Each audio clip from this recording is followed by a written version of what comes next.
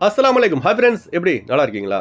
இது நம்ம புதிய குவைத் நியூஸ் தமிழ் சேனல். இந்த சேனலில் குவைத் விசா தொடர்பான தகவல்கள், குவைத்திற்கு எப்படி எளிதாக செல்வது, விமான தகவல்கள், ஷூன் விசா, ஹாதிம் visa, family visa, visit visa என அனைத்து விசா தொடர்பான தகவல்கள் மற்றும் போலி விசாவை எப்படி கண்டுபிடிப்பது என அனைத்து பயனுள்ள தகவலையும் இந்த சேனலில் நம்ம தொடர்ந்து பார்க்க போகிறோம். அதனால் இந்த புதிய சேனலை சப்ஸ்கிரைப் பண்ணிவிட்டு தொடர்ந்து நம்ம சேனலுக்கு ஆதரவு கொடுங்க.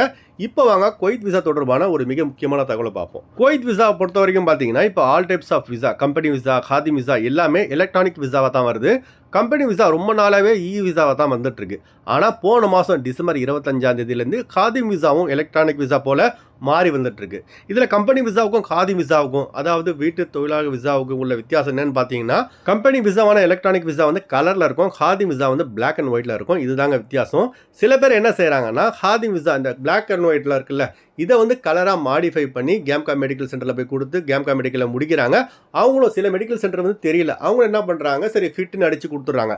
அதுக்கப்புறம் அவங்க ஸ்டாம்பிங் அனுப்பும்போது பாம்பே, அதுக்கப்புறம் டெல்லிக்கு அனுப்பும்போது அங்கேருந்து ரிஜெக்ட் ஆகி வந்திருக்கு. அதனால் நீங்கள் உங்களுக்கு ஹாதிம் விசா வந்தால் பிளாக் அண்ட் ஒயிட்டில் மட்டும் நீங்கள் எடுங்க. அதை கலராக மாற்றாதீங்க. கலர் பார்த்தீங்கன்னா ஷூன் விசாவுக்கு ஆர்டிகல் 18 நம்பர் விசாவுக்கு மட்டும்தான் கலரில் வருது. ஹாதிம் விசாவுக்கு பிளாக் அண்ட் ஒயிட்டில் வருது. அதனால் எதில் வருதோ அதிலே எடுத்து கேம்கா மெடிக்கல் சென்டர் ப்ராசஸ் அப்புறம் ஸ்டாம்பிங் ப்ராசஸை முடிங்க. இந்த மிக முக்கியமான தகவலை கட்டாயமாக உங்கள் நண்பர்களுக்கு அனைவருக்கும் ஷேர் செய்யுங்க.